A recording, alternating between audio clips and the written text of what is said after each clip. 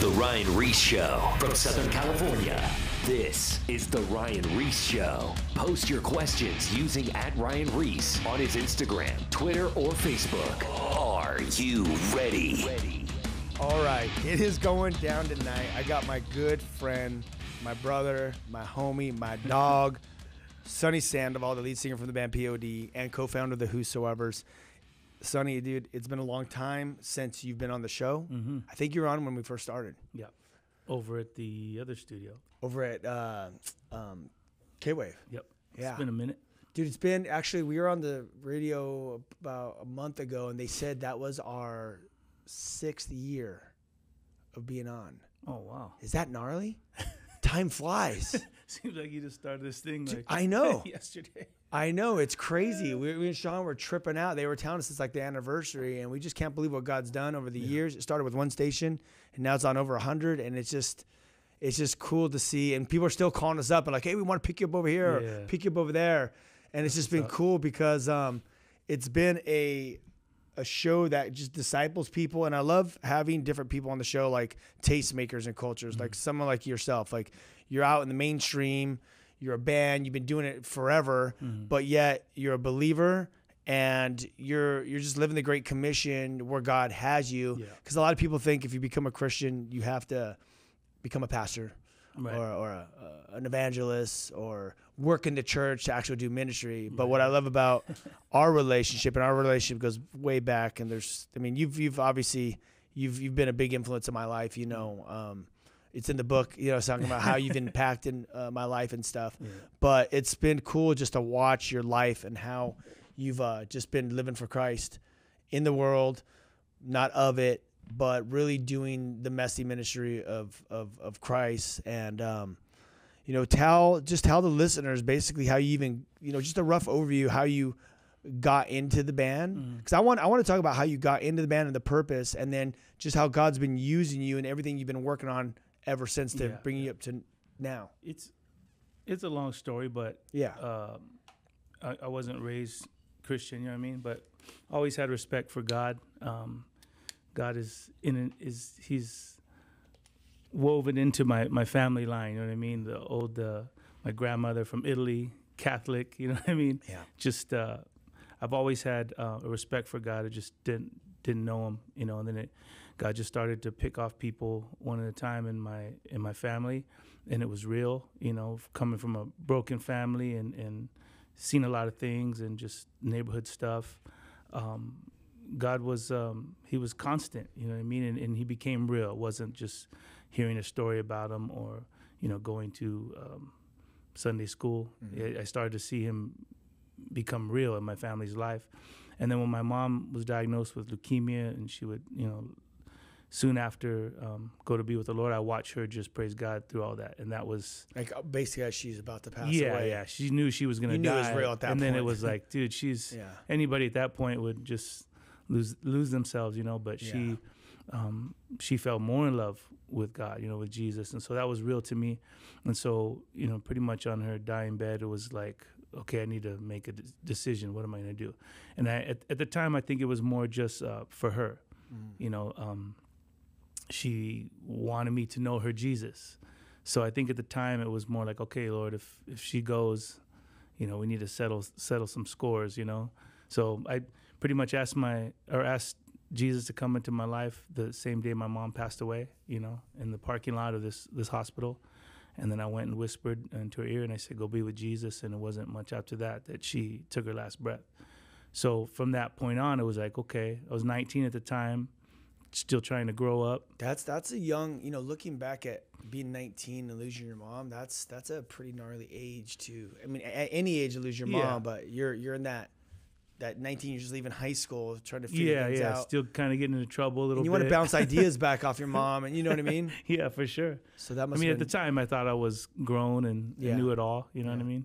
But you look back and you're like, oh yeah, really was kind of lost at the time, But at that point, it was like, okay, when she passed, it was like, okay, I'm serious about this. I want to know this Jesus that my mom knew, and so really, just started to read my Bible and go to church and try to give up things that were in my life at the time that I knew probably wasn't good for me, but it was just a relationship, you know.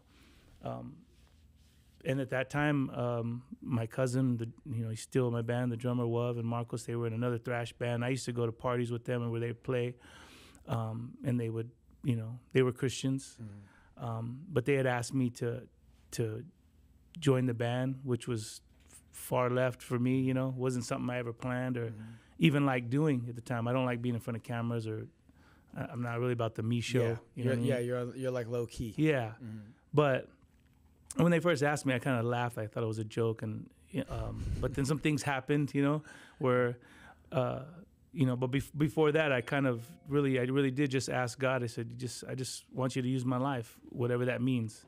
Here I am falling in love with Jesus and knowing, starting to learn what it means to walk with God, and then the next step is whatever you see, God, whatever's good in me, use it. How'd you know that was the call from God? Because a lot of people ask, because people want to know when they give their life to Christ, the whole thing is they want to know what that call is. How do I know I'm in God's will? Yeah. How do I know that God's calling me to something? Like, how'd you know that it was? I think for me, even at the time, it's not that I even knew. It was just more, I knew that it was all new. Yeah. and I should just be quiet and sit at God's feet and just kind of soak it all in.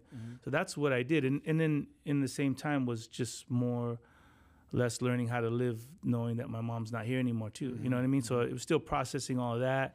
So you were getting discipled, basically, just kind of learning who Christ was. I mean, I was working. I was kind of I was just walking. Yeah. And at the time I knew, like I said, it was nothing that I wanted to do, be in this band, but I was praying about it. And at the time I had taken some time off work and went to do landscaping with my uncle up at In-N-Out Burger up in Fresno. And the Wednesday night came and we were like, let's set up a Bible study. We went to the local Calvary Chapel, Fresno, and there was nobody there. And at the time, here I am praying about, dude, am I supposed to be in this band? Like, what's going on? And then we're inside the church, and then two guys walk in, and it was the drummer and the bass player for this band called The Crucified. And at the time, I don't know Christian music. I still don't know Christian music. You know what I mean? But I knew The Crucified. They were playing opening up for like Pantera. They were doing all kinds of. They were in the world. Yeah, that's sick. Yeah, and I knew of them from. I didn't know that. From just going. I mean, they were Christians, but it was more. It was a scene at the time that. Because they were awesome, you know what I mean? They were drawing people that weren't saved. Yeah. And I had seen them a few times in concert, and I was always kind of mesmerized by them, just how bold they were about their faith. And so here I am at this Fresno Calvary Chapel praying, what I'm supposed to do, and then here walks in these two guys, and then we end up talking with them, and then it was just like, it just felt like that was confirmation. And then my cousin and I went back to the motel after that before work, and then we started writing lyrics for the first song. That's so I just kind of, and again, it goes back to my story even beforehand. I was at a Crucified concert when my mom was back into the hospital, and right before she passed away. And so it's more to the story, but it was all those God. Divine appointments. It's almost like there's just, we talk about signs and wonders. There's these things where God, I might not have figured out unless these things happen, and it was just kind of obvious that this wasn't a coincidence. That's what I call, moving, how God works supernatural, just in the natural realm. It just seems so natural the way it's all laid out, but God's behind the scenes, right. And he's the divine chess player, and he's like putting the pieces together. And I like when that works that way for me, because we're too busy trying to figure things out. And like, where are you, Lord? And God's like, dude, didn't you see all these things I'm putting in your path, It's so true. We could complicate things so much. And God, what are you trying to say? And he's just like, dude, I'm doing it. I'm doing it. I'm showing you. Yeah. And that's just convicting even for me in the place of my life right now. I'm constantly going, God, what do you want to do? But then I'm kind of like sit back. It's like, then yesterday, I was just like, I got to sit back for a minute and like kind of like look around what's happening. Things are happening, but they're not like happening like, God, what are we doing? The way you see it or the way you want it. Exactly. So God lines it all up. He confirms by the leading of the Spirit as you're in the Word. He confirms for you to be in the band. And then so what happened from there? You guys are writing. we just started writing, yeah, pretty much, and then told the other two guys in the band that it was a deal, and we just started writing songs, having fun. But my heart was from the beginning was like, I didn't know what I was doing. This was something new, to be behind this mic and in front of a crowd. But at the time, I really was just grateful that I was getting to know who Jesus was, and then I was feeling it at the time, And yeah, I want to ask you something. Yeah. So as you, because I love the way you talk about Jesus. So when you started discovering who Jesus was, from not being a Christian to all of a sudden you start reading the red print and the stories. Yeah. What was your take on this man they call Jesus? Again, I knew the hits and the stories, Yeah, you know what I mean, yeah. from going to youth group here and there or a camp here and there. But I always just thought I was just doing it because it was good to do, you know what I mean? Or even at the time, maybe it was what my mom wanted me to do, but now that she was gone, it was more personal. And so now I was responsible for my walk with God, how much time I spend with the Lord, how much time I talk to him. And I wanted to know who the Jesus of the Bible was, not this kind of westernized American, white, blue-eyed, Jesus. And that's what you see, like when you're on tour and stuff. You see this white still, westernized. Yeah, I have a problem. I mean, you look at it in culture. In culture, they see Jesus as this, American. You know what I mean? White, blue-eyed, conservative, Republican, all these things. And then even if they go even past that, they see it as this kind of hypocritical. What's the crusader? You know what I mean? They just don't have this picture of Jesus, and even as a kid, I would see like the guys on TV, and they say, send in $1,000 and your life will change, or then Jesus will bless you, and you know what I mean? All these prosperity type things, and all that it's just confusing. It's confusing to a kid who's like, dude, I just. It's just when the gospel is simple, where just Jesus came to love you, forgive you, and set you free. And it's confusing to society. People are confused religion. by all this stuff. They're confused by religion. And mostly they're confused by people that say, "Oh, dude, I am a Christian," and then it has nothing to do with Jesus. So, and that happens because we're not perfect. We make mistakes, and I've lived kind of. Especially being in the secular world, I've lived with that kind of burden on my shoulders where it's like, man, I don't want to mess up because someone's watching me. I don't want to stumble anybody, or, then you realize like, dude, don't put your eyes on me, man. I'm so not perfect, but that's why it's a journey. And that's why I was asking you, is because like here you are, you're reading about who the Jesus is the Bible, but then you're seeing all the stuff on TV that the charismania and the selling the holy water and no way, give $1,000 and your God's gonna bless you 1,000-fold. And those people are gonna be judged, Yeah, that's scary. Yeah, and we really just read the Bible, see what Jesus did with those kind of people in the Bible. But now here you are with all that being said, and then now God's pulling you into the mainstream. And you're dealing with, people are looking at you now as a Christian. So they're looking at the baggage from TV, but then they're looking at you. So the way you're conducting your life, the way you're trying to conduct your life, because we're all sinners, saved by grace, obviously. And God, we all have different convictions as well. That's the one thing that is so, it's like, because I was talking to my neighbors the other day, and they were asking about birth control or what do you think about in vitro or this and that, if God doesn't, and they just really realize like so many people have so many different views, so many topics, and so many stances, and everyone thinks they have the right stance. Right. Not my neighbors. They weren't like judging or anything, but they were just kind of asking these questions. But here you are now. You're in the mainstream in this band. Yeah. And how is that for you to navigate through that atmosphere, being a Christian, and knowing like how the world thinks of Christians, but yet who you read about in the Bible, Jesus? Yeah, it was a learning lesson. I never thought, even once we got in this band, it was more just so like, dude, I just thought we were gonna play keg parties where all my friends were at. So it was like, if I'm in this band screaming, about Jesus or about love or whatever God's done in my life, I figured somebody's gonna listen. So once, we got our first show outside San Diego, and then then all of a sudden it happened that we can go outside the state, and then we jumped on a little tour here and there, so things just started to happen.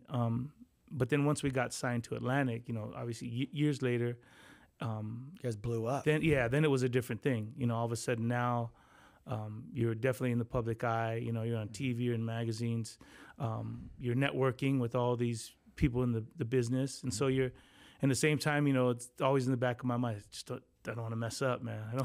Dude, I know. The pressure, huh? It's pressure, dude. The pressure. Because then I remember getting to a point where it's like a lot of things happen where it's like, not that you don't care anymore, but you're like, you don't care. You're just like, I know. You're like, dude, I'm trying to live my life the best I can. And, but not even through all my walk through even the industry is like, it's never changed that, I would always take the time if someone said, hey, dude, can I talk to you about Jesus or can you pray for me? It was like, if anything, that was the best part of a lot of that stuff because I knew that's why I was here. I wasn't here because I thought I was a great singer or front man or I want to be in a band. Even now, I look for it almost 30 years later. I still look for the opportunities, whether it's I could be walking to sound check and if a kid's outside and he's like, hey, dude, can I talk to you for a minute? It's like, I want that opportunity. That way it makes all this, it makes it make sense. I've seen it. I've seen it over and over. And I've talked about it. We've talked about you on the show when you've been absent many times about how, we'll be on tour and everyone's on the bus doing their thing or whatever. And then you're off and there's like a line to, whatever. It could be like 10 people. Yeah. But 10 people, when they want to talk to you about deep, gnarly stuff. Oh, yeah, that's a long time. That's like, an all-nighter. Yeah, you're talking 6 hours. Because you don't want to tell them, I got to go. You're talking 6 hours of like counseling. You know what I mean? Yeah. That's a lot of people. 3 people. When I have like a couple people lined up, I'm like, oh, dang, this is going to be, this is going to be a minute. Yeah. And to take that time, and when people start telling you those real stuff. Oh, yeah. But I've seen you do it over and over, talking to people, praying with people, and just doing that Jesus ministry. It's that model. Jesus went from town to town, village to village. You're doing the only thing you're doing is you're doing it in a bus and you're playing music, and then you are doing the messy ministry Jesus model. But during that time, we're gonna go to break in like 10 minutes. But before that time, I want you to kind of talk about this stuff. You're out there. You're a Christian. You're not in a Christian band. You're a Christian in a band, and you're writing about what God's doing in your life. You don't have to have a Christian band. Everyone likes to label everything. They want to like, oh, he's Christian a Christian actor, or he's a Christian. They think it gives them more legitimacy when actually it doesn't really. Yeah, people want the titles. It's not. You're a believer. I want you to be good at what you do. If you're gonna fix my car, I don't want to see the fish on your card. I want you to fix my car the way because you're a great mechanic. I don't want to give you my work because you say you love God. It's like, dude, just be known by your actions and be known by your gift. Yeah, without the title, my question to you would be, do people call, if you didn't have your title, Christian, would people call you a Christian plumber? Would people call you a Christian? No, that's absurd. I think that's absurd. Let me see your life. Yeah, it make you can say it for a band, but if it's like, dude, you're a secretary, you're just you're being excellent, you're loving God, everything you're doing is unto God. It's like you don't have to be called a Christian, this or that. Yeah, they want the titles. Yeah. So okay, when you're going through all this stuff, there was kind of a little backlash, or not a backlash. I would say there was more of like the judgmental Christians were coming against you, as they always do. People that are whenever you want to do something for Christ in the world, and you're actually relevant with culture, not 10 years behind us like most of the Christian industry. Right. When you're relevant in like 2021 and you're actually doing ministry and you're in the world, all of a sudden you got all these haters that are like, they're not Christians. Well, what are they doing? They're on tour with these bands and this and that and this whole thing. And how was that? I know you've talked about it before, but how was that you going through this? You're literally going, God's called me here. Yeah. You're out there. You're doing what we were just talking about, but then you're getting this backlash. How'd you feel about all that? It was, here I am. And when it first started, kind of in this band, I'm just learning what it means to walk with God. And I feel like, dude, I feel good. Like He's going to use my life, or there's a reason. And then not only that, I feel like, okay, I said the sinner's prayer. I'm going to join this awesome, great family that loves God and be a part of something awesome and holy. And then the moment awesome and holy, as a 19-year-old, you're like, hey, this will be cool. Be a part of a community that loves God and is feeling the way I'm feeling, excited. Yep. They're ready to go to war. Yeah, and we're on the same team. We're all on the same team. And then the moment you kind of meet this community. And then instantly, it's not your story or like, let me see where this person's heart is. It's like, oh, you have tattoos. Oh, your band's a little heavy. oh, your friends are this. You know, it's all these things. Because you guys were like the only ones with tattoos back then in the Christian world. That's it. That's just it. It's like we weren't a part of the Christian world. We were in the hardcore scene, the punk scene, the underground scene, just doing our thing. And we're playing these shows with skinheads, and we're playing with everybody possible. These crazy parties, crazy underground things, and then believing all that there's this community of believers behind us. Just you were popping the Christian bubble. Yeah. But see, at the time, I didn't even know that's what it was. I know. But it's like we said before, like where God does things. I remember we were playing all these clubs, boys and girls clubs, parties, all these things. We're building up a name in San Diego. Yeah. And the first time we get asked to play a kind of a churchy Christian outreach venue, they stopped us on the first song and said that this was not of God. So that at that point it was like, dude, okay, we're getting known in San Diego, playing all these clubs, bars everywhere, and they're digging the sound, they're digging our band.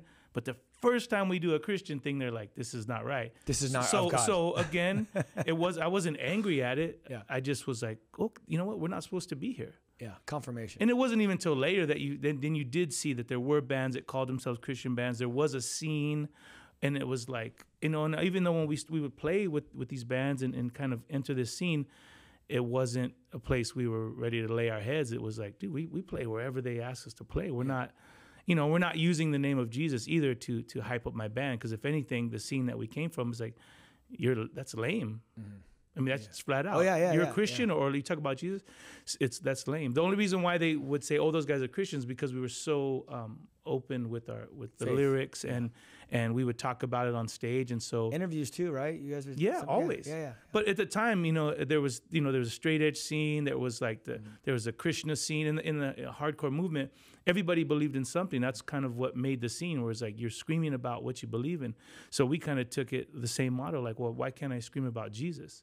I didn't know there would be backlash from the world or Christians. Mm-hmm. It's just something I was learning at the time. Mm-hmm. So then you start to learn, like, oh, okay, so because to me, Jesus just saved my life. He's doing something awesome in my heart and mind and soul, and then why wouldn't the world want? They're dying to hear this news that they're dying to hear what I have to say to them. Mm-hmm. And all of a sudden, the world is like, keep your Jesus to yourself. And then the Christians are like, you don't really know who Jesus is. Yeah. So it was confusing. Yeah. But all the while, it's still trusting God, saying, dude, well, we're going to play wherever the door's open. And what's rad is, as you say that, I remember that time when we were in Cornerstone for that festival. Where was that, Ohio or something? Bushnell, Illinois. We were out there, and I remember this guy came up to me, or us, saw you and came up to you because you just shaved your dreads. So they were like, is that Sonny or what? It's kind of about a year after or something like that. And he was like, hey, man. He's like, I got held up at like gunpoint by some skinheads. Yeah. And basically I don't know what he did. He did something where they wanted to kill him. It was basically at a club where he popped. Something happened. They wanted to kill. Yeah, they kidnapped him. They wanted to kill him. They beat him up, and then they put him in the trunk. And they were talking about they were going to go. Basically, they were driving him out to go murder him. Right. I remember that. And then all of a sudden, then he ended up, I think, in the front seat or in the back seat or something. No, he was in the trunk. I just was talking about this story recently. Okay. I told the guys, and I thought I already told them this story, but they never heard it. He was in the trunk. They threw him in the trunk. They were taking him out to the woods to kill him. They were bumping Southtown on a tape. Yeah. Okay. The moment they opened up the trunk and they were gonna kill him, he was like, wait, Southtown, P.O.D. I love P.O.D. too. And then he was trying to relate to them with like, dude, we're the same people, like, because at the time nobody really who else knew about P.O.D. We were such an underground thing. Yes. And it was like he related to them on P.O.D. and they literally took him out as he kind of just did his spiel. And then I think they untied him or whatever, and then just let him go. That was it. I couldn't remember if he was in the backseat of the trunk, but it was Southtown, and that literally got him out. And he's like, dude, that saved my life, and then that led him to the Lord. Yeah. Unbelievable. I mean, dude, I hear those stories though all the time about your music. I mean, I've been with you so many times at music festivals or concerts or just wherever people see you and recognize you. They like, hey man, your music, man. Yeah. I know you're singing about something, man, or whatever. Right. It's just the lyrics are there, and that just goes to prove it doesn't matter what. And this is for the listeners. Like, if God's lead you to do something, you just got to go do it, and you can't worry I call them keyboard gangsters, or actually Head made that name up, keyboard gangsters, where they're typing stuff on blogs or Instagram or whatever, or even when I've seen people come up to you and to me, and you call them the buttmen. It's also in my book, Kill the Noise. When I quote you, call them people the buttmen. Hey man, Sonny. Hey dude, I love what you're doing, but those tattoos, everything, but the music, it's like the buttman. I do quote you a couple times in my book, for they sure. could always do it better. That's the thing. Yeah, and you have these people that come up here, and what they do is it's like the enemy. The enemy uses these people to come in and discourage the believers, and they like to fight amongst themselves, when really the enemy is like murdering and killing and getting people addicted to pornography and drugs, and literally killing people and taking them to hell. Yeah. Meanwhile, you have the buttmen, the squad of the buttmen that are everywhere, coming in and just trying to discourage people that are actually reaching these people. And your music is proof. When I say ministry, is what God has called you to do. That ministry, the voice that you have to the culture and through the lyrics, it is impacting people, and people are getting saved over and over again. And if God's called you to do something, don't get discouraged by these buttmen. I'm telling you right now. They ain't done nothing. Exactly. They ain't going to do nothing. The majority of these buttmen that I've seen and talked to, buttmen and women, they haven't done nothing. The majority of them, one of these buttmen is basically a woman, was like, she got saved. She used to go to Korn concerts, probably your concerts too, got saved, went to Bible school, then to seminary, and now she's arrived. And now she just comes against everyone that does everything. She forgot where she came from and the importance of being back in that community and actually letting your light shine and having conversations and being there. The buttman, man. Don't be a buttman. Yeah. Hey, listen, we're going to go to break in a minute. I do want to plug a couple things. First of all, talk about this really quick. You got something going on here. Those shows. This is a 20th year of anniversary of our biggest record, Satellite. And we're doing a re-release later on this year. But we finally did a concert series stream. So we recorded 3 shows at Petco. A lot of people say they think it's live, but it's not.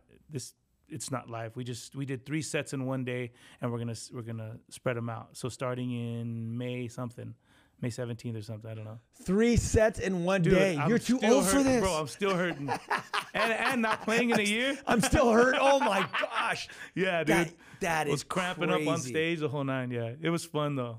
It was so nice because at Petco Park they had the stadium lights on. Were people there? No. Oh, so it's just a full it's like a all film live crew. Yeah. I mean, family and friends were kind of hanging out, goofing around. I didn't get invited, so it wasn't all the family.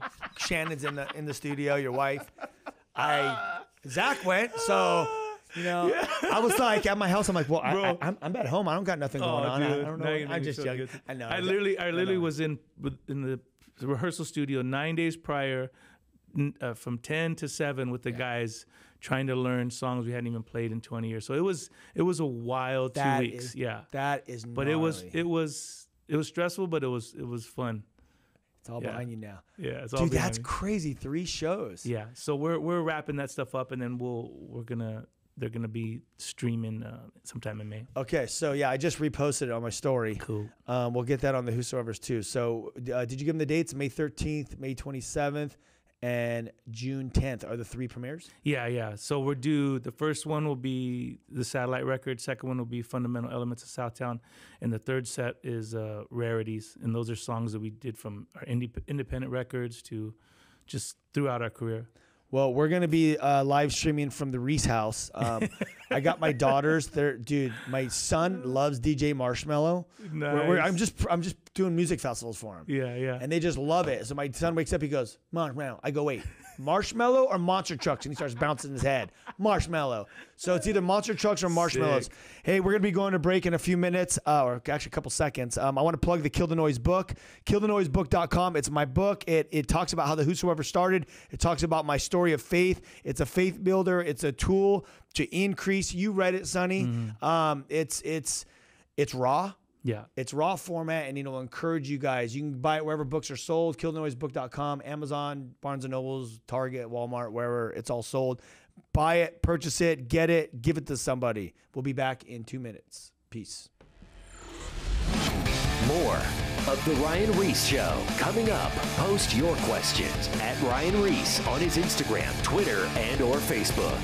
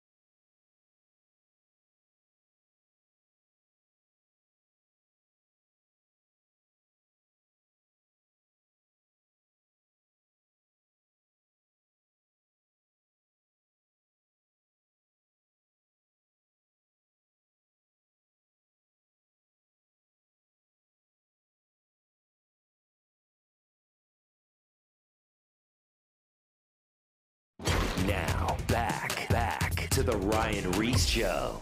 All right, dude, we're back. So let's plug that show one more time. So you got the show going on. You got the 3 albums with your band, P.O.D. You have May 13th, May 27th, and June 10th. And if you go to Sonny Whosoever on Instagram or P.O.D. website, what is it, payableondeath.com? Yep. Payabledeath.com. You All can of that. find it's a live stream. It's an announcement. The Ries family, we will be streaming it. Well, like I was saying, I want to introduce my kids to music and music festivals and just all these cool, sports. And I want to get them in that whole environment, For sure. Dude. So and they just love it. Like I was starting to show them music videos and they're just like, because, they're very limited on screen time. We have it's like 30 minutes a day, or I think now we do 30 in the morning and then, or 30 like after they do their first stuff, and then it's 30 in the evening, like after around dinner time. But I'm like, instead of watching cartoons, let me show them some music videos and different skating, things. Surfing, all kinds of cool stuff. Monster trucks is a hit in our house. But yeah, I want to show them this stuff, and they're just like blown away because we've kept them away from screen time because we don't want to be stupid, right? Yeah. So we're now, as we're showing them key things, like we have limited time. Let's show them like cool things that will get the creativity going. I think little Evelyn, she's like the little artistic, like that's what's up. She's gonna do something. I don't know what. She's all into it. Like I showed her, I put on like some EDM music. She disappeared, came back with like a rainbow, or no, what was it like a? It was like a rainbow mermaid swimsuit, a beach ball, goggles on her head, and some like crazy boots. I'm like, she's like she's ready for the music festival. I don't know what the heck's going on. She just has it in her blood. And then my son's I guess Crystal's like, he's mini you. He just just like you. Anyway, so let's get we'll be streaming the P.O.D. event. I can't wait. This is gonna be actually their first like rock music to hear, you know, because they've been doing the EDM thing. Yeah. But now we're gonna introduce them this, so this is gonna be dope. Heck yeah, man. All right. Before the break, we were just talking about how here you are. You're a Christian. You're in a band, P.O.D., which stands for Payable on Death. Which, dude, that name is too hard. It's too hard, Payable on Death, because it's always like P.O.D. But man, that name is just too sick when you say it out. Yeah. And you're a Christian. You're out there, and your lyrics are impacting people. You're hearing people's lives being changed. What else? But then the Christians, like the not all Christians, because there's a lot of Christians that love you and pray for you. But there's just like the sect of the Buttman that we were talking about. And if you want to know more about that, you can read the book. It explains a little bit more. But just these people that are always coming against. They discourage. Like they're discouragers. They discourage you. You know, we've walked through with Head and those kind of guys where they just always discourage. Like, you know, you're never doing it right. You know what I mean? They the way they think you're supposed to do it. But it's kind of like you said, when you know you have that call, and it's like you just have to trust God that I'm doing the right thing. You don't always get the confirmations. You know, we would play. You know, it's like when you play bars or clubs, and you know you're kind of doing what you believe you're supposed to do, and then. You know, it's not like you're doing an altar call or people are coming forward and falling on the ground and giving their life to the Lord, but you're trusting that you're planting seeds and it means something. And, you know, in almost 30 years of doing this, I'll still meet a guy at a show and he'll be like, dude, I saw you guys in San Diego, 25 years ago. I was sitting in the back of this club and you guys planted seeds in my life. And then he'll go on to say all the amazing things that God has done in his life so far. So it's always a confirmation that, dude, you were doing what you're supposed to be doing, you know. But even like when there's a lot of albums that we've done, you know, when it could have been some of the darkest times, even my own spiritual walk. Yeah. And then always thinking, dude, is God using this? Are these lyrics right? It's those dry seasons. It's just, what is it? And then again, so many people you'll meet and you're like, dude, this song, it spoke to my life. And then I know it had to have been God because I was searching again, you know, during that time. But God, you know, he still uses it. You know, I want to talk about two things. One thing you said is, you know, you're saying that one guy was in the back of the bar. You played. Music's powerful. Lyrics hit. Yeah. It's the same. It's just like when you play worship. It's the Holy Spirit just works through the vessel, right? It's the same way that it doesn't matter what kind of music you write. But that guy got seeds. But also, I'm going to quote Lacey Sturm.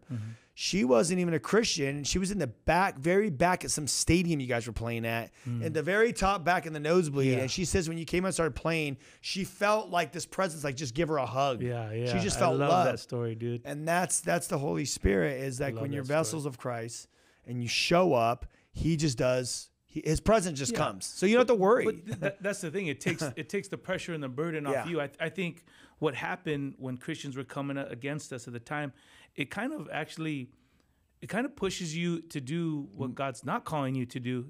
Because then you're trying to please them instead of pleasing God. So it was like, you know, when we go up there, you feel like you have to say something. You feel like you have to do something. So it's very contrived. It's very led by someone who's standing there judging you, when God is saying, dude, go up there, play the music I gave you, love the people, and dude, let me do the rest. And to me, that's easier because it's like I don't have the pressure of, you know, trying to sound right or say the right words or being this minister or, you know, whatever. Yeah. It's like, dude, God just gave us music to play. But even now, every time we go up, you know, or say we played Ozfest or we do all this stuff, I know I'm not going to go up and give an altar call. Why not? We'll get booed off the stage. You'll never play the music festivals ever again. Is, a wise guy once told us before, when he saw us playing the clubs, he's like, dude, I see you guys are picking up this momentum in San Diego. You're playing all these places. But he also saw how very aggressive we were. And, you know, at the time we had a song like Abortion is Murder. You know, it's very hardcore in your face, a lot of stuff. We would say things that were very kind of militant about our faith. And, you know, we're still learning. And this guy, you know, he he told us, he said, man, you guys are playing in places that I'll never get to, and most Christians will never get to. And he said, kind of view it as you're a guest and they're inviting you them into their home. If you come down and burn the place down, you'll never, ever get invited again. Mm-hmm. So we saw that. So he just said, if I can encourage you in one thing, he's like, just lead in love. Because we came in, it was like, we always felt like we had to fight for Jesus, or defend Jesus when that's not the case. I think that goes with all Christians. With everybody, or you feel like whatever, you want to prove a point, statement, whatever. But the more we try to lead in love, and that mentality of like, you know what, dude, I'm thankful that they're letting me play this club and this bar, and I do hope they invite me back. Yeah. So what we need to do is be excellent in the music. Yep. We need to be cool. Mm-hmm. You don't come in there and just say for the sake of burning it down for the gospel's sake, and then it's like, okay, that's the last time you'll ever be there. So that's not wise. That's burning bridges. Yeah. So we learned, and we learned through records. If you see the progression of records, it's just the way we said things, and the way we tried to be more universal with it, so that people would listen to it first, not just say, oh, that's that Christian band. It's not for me. I don't want to hear their music. So we were very smart in the way we did it, I think that's a wise thing just for everyone that's listening now, is even when you go to wherever you go, like, we're touring skate parks. Yeah.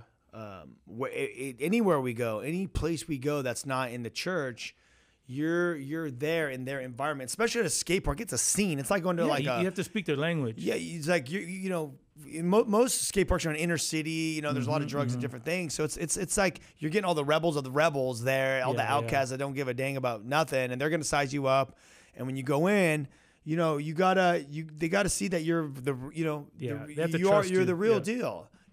And before they're going to hear you, and then when you have that opportunity, you have to actually show that you care and you want to hang out with them. It's not you're just coming to close a deal.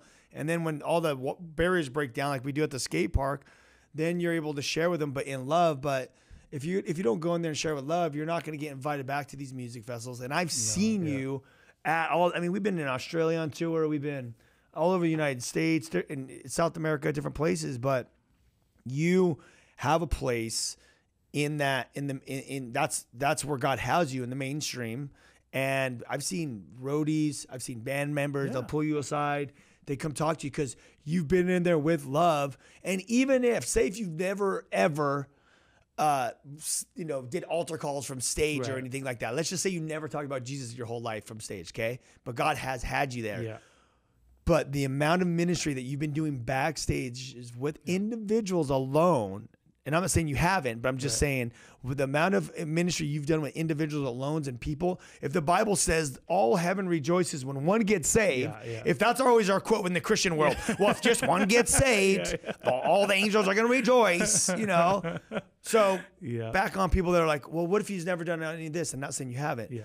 But dude, you've had a lot of ones. Yeah. You've had thousands of ones. And I that's again when I know that it's real, because I'm not beating anybody over the head, or I don't have an agenda, but even, when we go back to scripture and we're talking about learning about Jesus, whenever I read about Jesus, he was the king of relationships. You know what I mean? He wasn't just solo. It's like he built relationships, and in those relationships you build trust. And so, especially for me being in the rock world, most of these guys they've already fed up. They've had their bad experiences. They were raised in Christian homes and they want nothing to do with God. So you kind of have to flip it on them. It's like, well, you know what? You've already heard it all. You probably know more scripture than me, because you were forced to study it when you were a kid. You know what I mean? Living in your strict Christian home. So now it's like they already know that I'm a believer. It's like, now how much can I just love them, be their friend, not be judgmental, and just see that they really care. And then once they know you, in which they do. I built relationships with rock stars for almost 30 years. Yeah. And then they're the ones who are like, we're brothers now. And then my Jesus has more credibility in a way where it's like, okay, I want to know your Jesus, Sonny. I don't want to know the Jesus that I thought or that I grew up on, or, this whack dude, that's saying this or that about Jesus. I don't trust that, but I trust you. And so tell me about your Jesus. And those, again, I don't knock on their door. Hey, or their bus door. Hey, can I tell you about Jesus? Yeah. They just come because they see your life. Because it's like, dude, we love each other and we're friends. Yeah. And they know I genuinely care about them. Exactly. You know, so. And I've seen that over and over and over again, and it's such an amazing thing, and that's why it goes back to like we can't go over, carry our lives about what everyone else is saying because no one knows the backstory. Yeah. No one knows what's going on in people's lives behind the scenes, what's happening, you know, and you know I've talked about many artists that we know of how, man, I've seen God use these guys. And the stuff that you don't see, because you know what? Yeah. The bottom line, when you're backstage and you're talking to people, there's no camera. Yeah, no one's like, gonna see that. You're not gonna be filming these private events. You know what I mean? That are happening. These cool little stories. And when you relate it to Jesus, he was there. That famous story of Jesus hanging out with the tax collectors. Mm-hmm. You know, being that. Then you have the Pharisees. They brought the girl that was in adultery, the sinner. You know, well, Jesus, well, what do you say? And, you know, he's like, well, whoever doesn't have sin, cast the first stone. You know, and then he just basically, what does he tell her? Go and sin no more. It's like he didn't have this harsh, you know, this thing on sinners. He was very graceful, and he would just to be clear, he'd be like, go and sin no more, but like. God loves you. Like I'm not coming to judge you. And the scripture says that Jesus didn't come to judge the world. He came to save the world. So if we come with that, if we got to always as Christians keep that mentality that we always have to remember that we're nothing, we're sinners saved by grace. And when I start getting judgmental, if there's like thought process starts happening, or I start thinking I'm too cool for school, or like, God, man, Ryan, you're you know, Satan puts those thoughts, you're doing pretty good stuff. Like, like you know how I ground myself? If that stupid thought ever comes in my mind, and I'm just being transparent because we're all humans, and these little stupid, I call them these fiery darts or these little footholds that the enemy wants to get in because he wants to get you thinking you're dope. You're not dope, right? And what happens is I always think about that time when I'm in the hotel room, or not in the hotel room. I was thinking about that time I was at my friend's house, which is now dead. He died from a drug overdose. And I was at my friend's, I was at his house, and I had money, house, car. I mean, I was living my dream at circa like everything I ever wanted. I wasn't a millionaire, but I was living like a millionaire because all the company was paying for everything. You know what I mean? Like we had the millionaire lifestyle. And, but dude, I was there and I was drunk. And I was empty. And I was high and I was empty. Still, it's like all these things that people do to fill themselves, to fill like that because we have this emptiness in us. Yeah. And I remember just sitting there, and I was like, I'm empty. I'm not high enough. I'm not drunk enough. And I was like, well, what do you have? Do you got anything else? And he's like, I got crack and heroin. And I just put it together, and I just started smoking it. And I'm just like, here I am in this place. And I remember just thinking, dude, I think I even shot up something too. I think I shot up some. Oh no, I didn't smoke it. I shot up heroin and coke. That's what it was. So here I am, drunk, high, shooting up coke and heroin in one shot. Like that's like, people don't do that. You don't do that, yeah. And I'm just thinking to myself, God, I'm so empty right now, and I could just die, and I just don't care about nothing. And that's. And the reason why I say all that is because anytime I start thinking I'm something, I always go back to that moment, because that's that grounding moment that I realize I'm nothing, dude. You know who Ryan Ries is? I'm that guy. Yeah. I'm that guy. For sure. That's who I am. That's everything I did in my life, and everything that led me to this moment that I became that guy. That's where Ryan Ries is. My heart will get me. The Bible says our heart is deceitfully wicked. Who knows it? Yeah. God knows it. And that's what always grounds me, is I always take myself to that moment. And also, you know, the side note of that is, you know, fast forwarding to when I give my life to Christ, God forgives me my sins. And then I end up in that moment in the dirt in the Garden of Gethsemane. And I'm saying that prayer, and I'm like, God, here I am. Now, this is me when I'm fully repentant, and I'm just like, God, here I am. I'm so sorry. I'm nothing. Yeah. How would you use this dirty sinner, this guy that you saved? What would you do in my life? And you were there with us. You were in the garden too, saying a prayer in the dirt somewhere else, doing my own thing with God. Yeah, and and God did something cool with me, and He's doing something cool, and there you are. You're in the garden, and you call those prayers dangerous prayers. We have like 9 minutes left. Tell us about these dangerous prayers in closing, because we're going to continue the show. I want to. I want to do another show with you, and I want to continue because you've been on tour, touring again with the Whosoevers, and doing your thing. You're the co-founder. So we're gonna talk about that in the second show for this next weekend.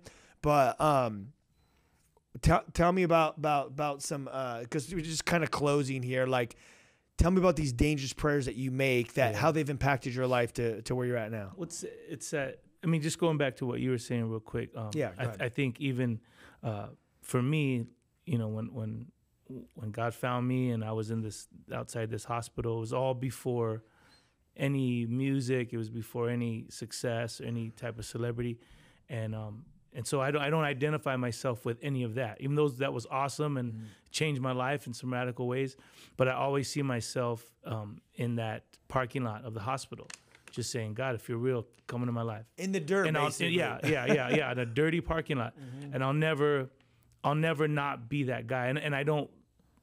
That's the guy I want to be, you know, and that's I think how when the Whosoevers formed, same thing, taking a break from music and saying, God, I don't identify with this music, you know, with rock and roll. It's like I just want to be that kid that was 19 that was so dependent upon you and so desperate for you that I don't forget that, you know. But then being in a rock and roll band again, great times, all this good stuff.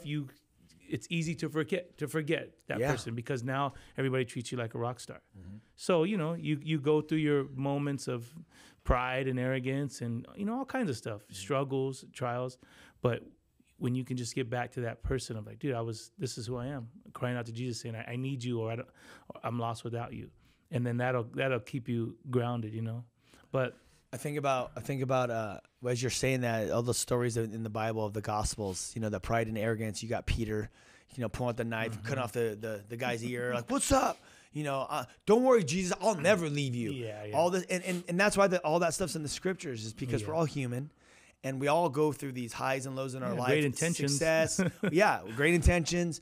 But then the enemy comes in and likes to put that pride in and here and there, and that's the how we have to constantly keep navigating through life with Christ. Is God? He raises us up, He brings us down, He takes us into those desert experiences. But then in those desert experiences, so much fruit is produced, and you feel it's so dry, and you're like, I feel like I'm dying here. Like, what the heck am I doing here? God, can you even use this? Like, are you even using me right now in this desert season? But all these, man, I went through a lot of this stuff recently. It's a process. Yeah, it's a process. And it's not a fun process. But this is how God does it. It's just like, you know, we've heard that story of like making a sword. Yeah. You know, you put the steel into the fire, it gets it red hot. It then you pound it out the infirmities to shape it, and it's not a sword. It refines it into this gnarly weapon that a knight ends up using, or a barbarian, or whatever, or a Viking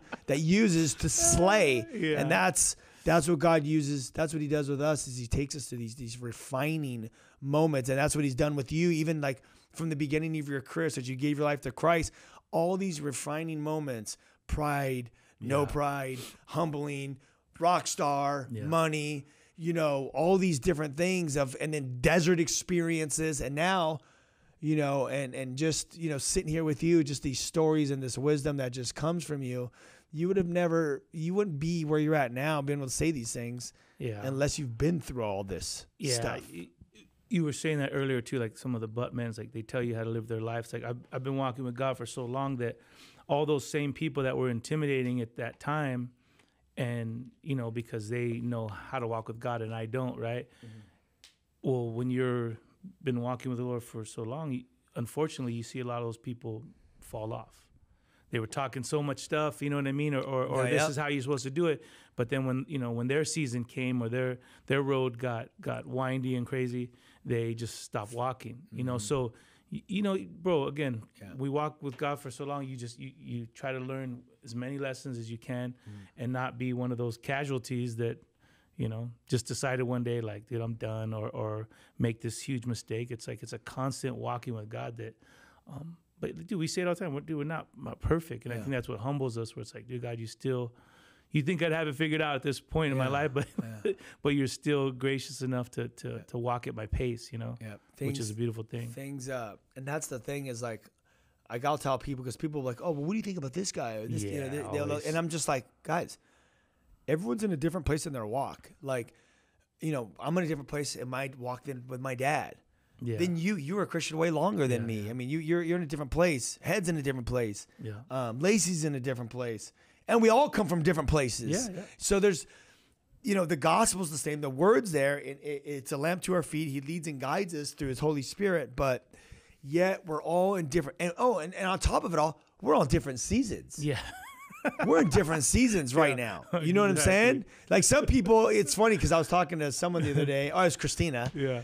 She's like, oh man, I'm in this great season. I got this horse. You know, Christine. Yeah. I got this horse. Just a few months ago, she was wrecked. Yeah, remember we were praying for the horse. We were praying for the little condo like the little back house. Just a place to stay. We were praying for all these things for her, and she got them all. Yeah. And she's like, oh man, dude, this church is amazing. I'm getting fed. I'm being used. I got this. I got my condo. I got my horse. Like everything. And she's been through hell. Yeah. Okay. And I'm like, I'm excited for her. That's our home girl. I'm like, go. But she's like talking about how rad of a season she's in, and I'm in this desert experience, and I'm literally in my mind, I'm like, good for good you. for you. Yeah. I'm so happy for you. I'm so happy that you're doing great. Yeah. Well, I'm blessed too, I'm blessed too, But then instantly I'm like, you know what? I'm like, no, life man. sucks right now, Christina, dude. I'm so. But she knows I've been going through some great course. stuff. I'm like, Christina, dude, I'm seriously happy for you. Yeah. It's just funny because I'm just I'm in the opposite season right now. It always happens, dude. But that's the whole thing. It's like, and you don't ever know. This is why you can't just go running your mouth going off on people because you don't know where people are at. Yeah, dude. Like as believers. And when you read the scriptures, it's all through there. I mean, look at the disciples themselves. They were all different. You got these other guys, these sons of thunders dealing with anger problems. You got, the biggest poser in the Bible, Judas, which is like stealing money. He's talking Christianese. He's hearing the best Bible studies, doing his thing. He's there. Then you got Doubting Thomas. He's scared. He's just a sketch dude. Thinks he's always going to die with Jesus or whatever. He's paranoid. And then, you got, I'm trying to think of the other guys in the squad. So, you got the squad, and they're all these different personalities, all come from different walks. They all have their different struggles. And this is why we can't judge people. We need to encourage. We just got to encourage people to keep on going because always you're going to hit that winding road. You're going to hit that desert experience. Yeah. You're going to have that death and in the family. And when I do, don't fault me for having that. I'm in the season. In my weak point. Yeah, in my weak. I'm the weakest. Dude, I need you to help me not throw stones at me. It's so true. Yeah. It's so true. As Christians, we've done that. I see people even when Head went back to corn. I had people. I was getting emails and DMs and stuff like, because Head did some interview where when they said he went back to corn, he said blame it on Sonny. Like he was making a joke. So blame it on Sonny because he told me to do it, right?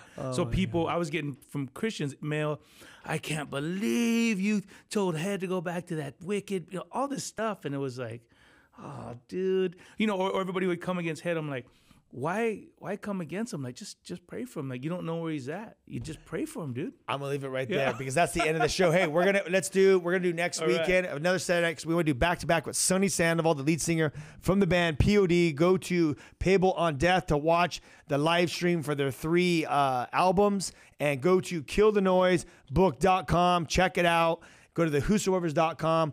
Get all the past shows, many more interviews, and a lot of cool stuff. All right. Hey, that was epic. Thanks for being on. Yeah, man. We'll do it again next weekend. Peace. Let's do it.